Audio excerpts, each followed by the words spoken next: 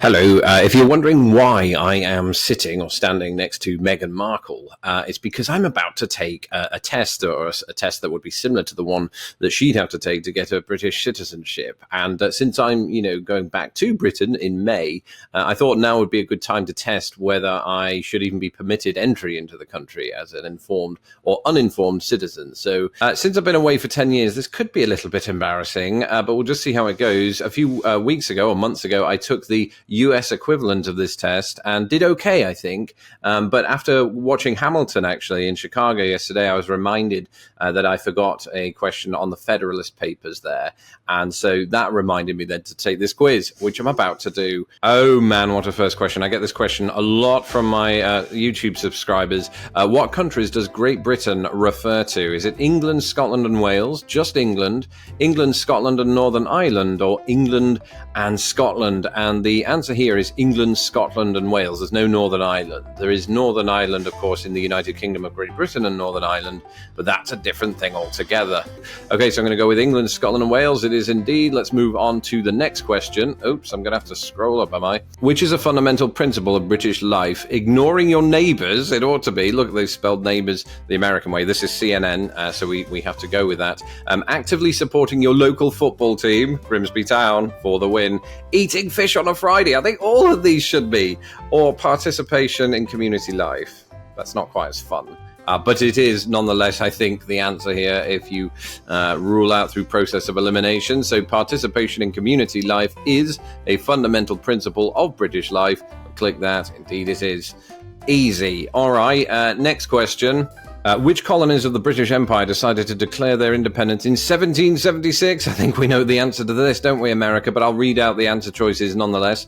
Was it the South African colonies, the Canadian colonies, the Australian colonies, or the American colonies? And of course it was the American colonies. You didn't like us. Why did you kick us out? Because we were awful. That's why.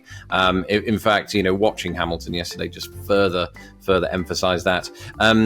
So American is the answer. We move on to the next question. Which of the following is a British overseas territory? You've got Australia, Malta, Falkland Islands, or the Solomon Islands, and of course the Falkland Islands, who we went to war with randomly in the early 80s, is indeed the answer, I think.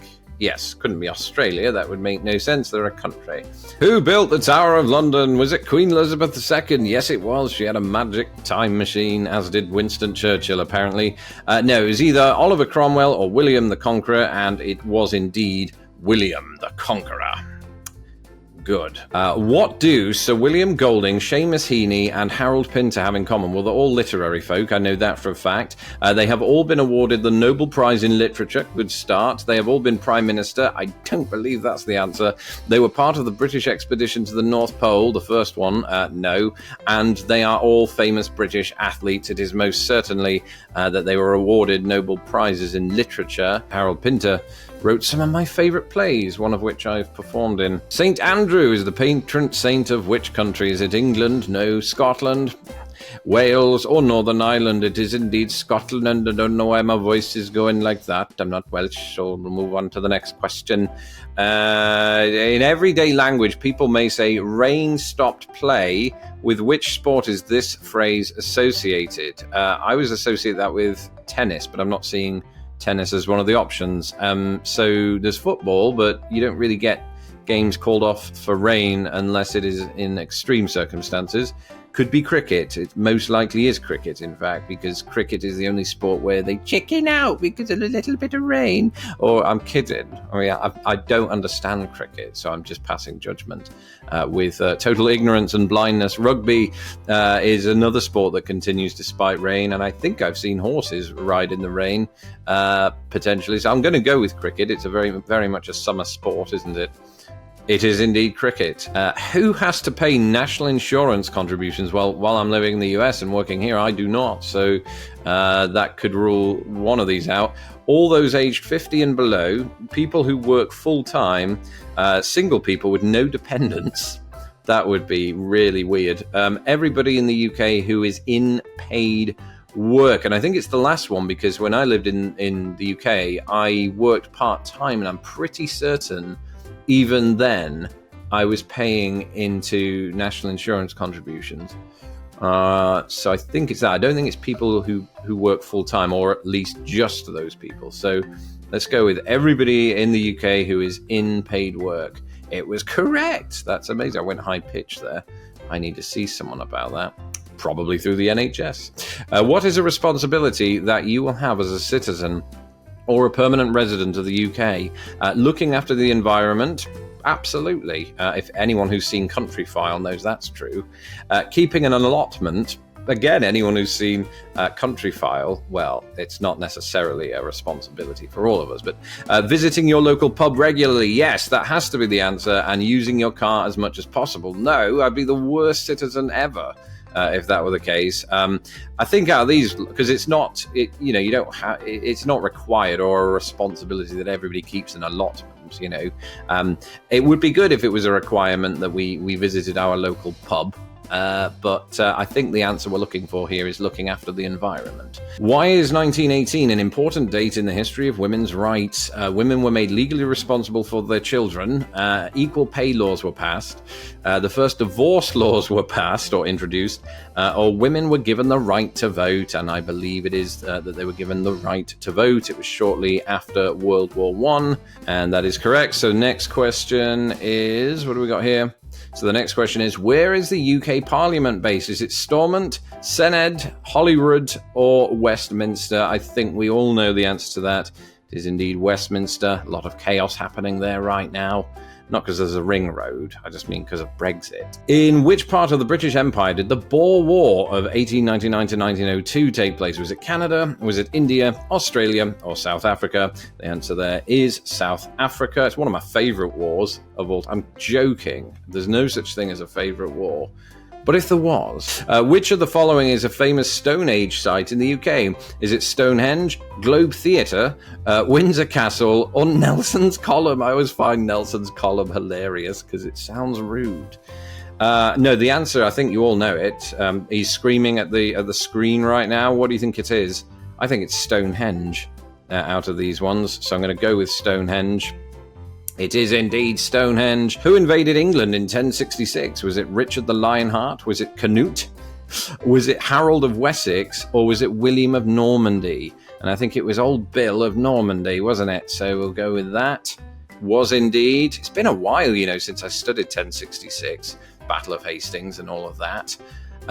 What happened in 1215 to change the powers of the king? Was it the Magna Carta, the Black Death, the Doomsday Book, or the Reform Act? The answer here is the Magna Carta, and I think it was recently somebody tried to steal it, didn't they? Did I see that in the news? And they failed because they were idiots. What must you have done in order to vote in elections? Registered your identity with the police, if we're living in a police state, sure. Passed an electoral test, paid income tax in the previous year, or put your name on the electoral register. And of course it is the fourth and final answer there, and that is correct. 17 out of 24 so far. I'm doing very well, I think. I mean, you be the judge, but I mean, statistically, you can't argue with these numbers. Which of these is the name of a novel by Jane Austen? Is it Sense and Sensibility? It could be, we'll see. Our Man in Havana, Oliver Twist, or Far from the Madding Crowd? I think I absolutely know that this is not Oliver Twist, that's Dickens. I'm not even going to mess you around. It's Sense and Sensibility, and I have plenty of that this morning, clearly, because 18 out of 24 looks good. How often does Prime Minister's questions occur when Parliament is sitting? Is it every day? I wish. That would be mental. Once a week, once a month, or twice a week? And I think it is once a week, although it's been a while really since I've sat down with it. That's where the Prime Minister sits in Parliament and the opposition asks her questions, and she gets a lot of them these days. Which Jubilee did Queen Elizabeth II celebrate in 2012? I always get these mixed up. So there's the Platinum Jubilee, the Silver Jubilee, the Diamond Jubilee, or the Golden Jubilee, and it's one of those two, isn't it? In 2012, it would have been Diamond. That would have been her Diamond Jubilee, and I think Golden was, 2002? I think it was the Diamond Jubilee. It was the Diamond Jubilee. All right. Not a bad memory there, Lawrence. What are Beowulf, the Tyger, and She Walks in Beauty? They're all poems. Yeah, right there. Easy to get that one wrong. But it's most definitely, certainly Beowulf is. I'm going to go with poems. It is indeed poems. When walking your dog in a public place, what must you ensure? That your dog wears a special dog coat? That would be ridiculous, but not out of the question with my country, so we'll see. That your dog wears a collar showing the name and address of the owner. It better be that answer. That should be a mandatory thing so that we can find them when they run away. And the next one, that your dog does not come into contact with other dogs. How are you going to stop that? Come on. That your dog never strays more than 3 meters away from you. It bloody better not be these ones. Sense must prevail in this crazy world, and I think it's got to be the second answer choice here. I've never myself owned a dog in England that was sort of just mine. I mean, I grew up and had a family dog, but I wouldn't have known these laws, I don't think. But I think it is, I hope it is, that it wears a collar showing the name and address of the owner. Thank goodness, sense did prevail. And what is a fundamental principle of British life? The rule of the monarch, the rule of law, the rule of the upper classes. Oh my gosh, can you imagine? The rule of your local member of parliament. Well, a fundamental principle is the rule of law, surely. It would be crazy if it's changed to the rule of the upper classes. How elitist. We wouldn't be elitist in Britain. No, never, never.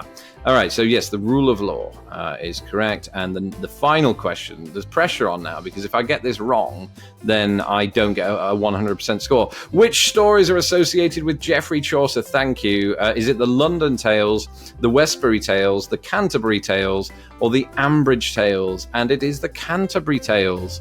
And I've just got to be careful here. Studied that when I did my degree in English. Very interesting piece of work. And yes, so I got 24 out of 24. I was not actually expecting that. I have to be perfectly honest. There's a dog, but he doesn't have a collar on, does he? That should be illegal. Anyway, so I passed with 24 out of 24. Let me know in the comments how you did on this test and whether I should have done any better. Maybe I could have done it quicker. That's true, but I wanted a longer video so that we get to stay out and hang out for longer. You know, I'm kind like that. Anyway, so I feel a bit more relieved now that I'm heading to England and the wider Great Britain in May, knowing that I know a bit more about my homeland than I thought I did. And so that's great. Okay, until next time, have a good time, day, week, whatever you're doing. Bye. Thank you for watching this episode of Lost in the Pond. Don't forget to hit my stupid little face to subscribe, and please share this video with the world. Hit me up on Twitter, Instagram and Facebook, and if you would like to support this channel, please do so at patreon.com/lostinthepond.